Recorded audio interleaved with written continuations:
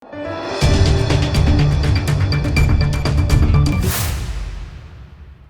દર્શક મિત્રો, આપ જોઈ રહ્યા છો લોકમૈત્રી ન્યૂઝ. હું છું એન્કર અમિતા પટેલ. હવે જોઈએ અગત્યના સમાચાર. વડોદરા નેશનલ હાઈવે 48 પર આવેલા એપીએમસી માર્કેટ સામે મીનાક્ષી પાર્કિંગમાંથી શંકાસ્પદ જ્વલનશીલ પ્રવાહીના જથ્થા અને સામાન સહિત ₹1.62 લાખનો મુદ્દામાલ એસઓજી પોલીસ દ્વારા કબજે કરવામાં આવ્યો હતો. ત્યારે ગેરકાયદેસર પ્રવાહી વેચતા 3 ભરવાડોને વોન્ટેડ જાહેર કર્યા. વડોદરા નેશનલ હાઈવે 48 વિસ્તારમાં એસઓજી પોલીસની ટીમ પેટ્રોલિંગમાં હતી.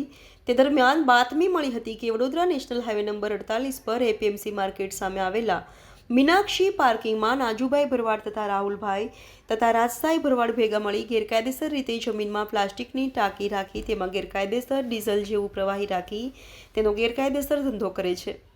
જેના આધારે એસઓજી પોલીસની ટીમે બાતમીવાળી જગ્યાએ રેડ કરી હતી. ત્યારે ઘટના સ્થળ પર ટાંકીમાં શંકાસ્પદ 3000 લીટર પ્રવાહીનો જથ્થો મળી આવતા વડોદરા એફએસએલ અધિકારીને સ્થળ પર બોલાવી ટાંકીમાં ભરેલ પ્રવાહીનું પરીક્ષણ કરાવતા ઝડપથી સળગી ઉઠે તેવું જ્વલનશીલ પ્રવાહી હોવાનું જાણવા મળ્યું હતું.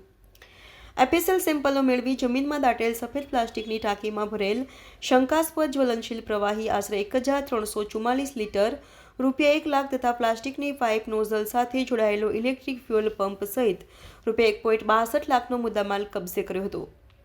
રેડ દરમિયાન સ્થળ પર હાજર મળી આવેલા વોચમેનની પૂછપરછ કરતા જણાવ્યું કે 3 શખ્સ નાજુ ભરવાડ, રાજુ ભરવાડ અને રાહુલભાઈ 20 દિવસ પહેલા જમીનમાં સફેદ ટાંકી દાટીને ટાંકીમાં કોઈ જગ્યાએથી ડીઝલ જેવું પ્રવાહી લાવી ટાંકીમાં ભરીને વાહન ચાલકોના વાહનોમાં છૂટક ડીઝલ ભરી આપતા હતા અને તેના નાણાં ઓનલાઈન મેળવતા હતા.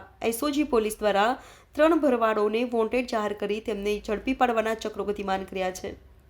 Bureau report, Lokmaitri news, Vadodara. Lokmaitri news સાથે જોડાયેલા રહેવા અમારા યુટ્યુબ ચેનલને સબસ્ક્રાઇબ કરી ફેસબુક અને ઇન્સ્ટાગ્રામ પેજને લાઇક અને શેર કરો.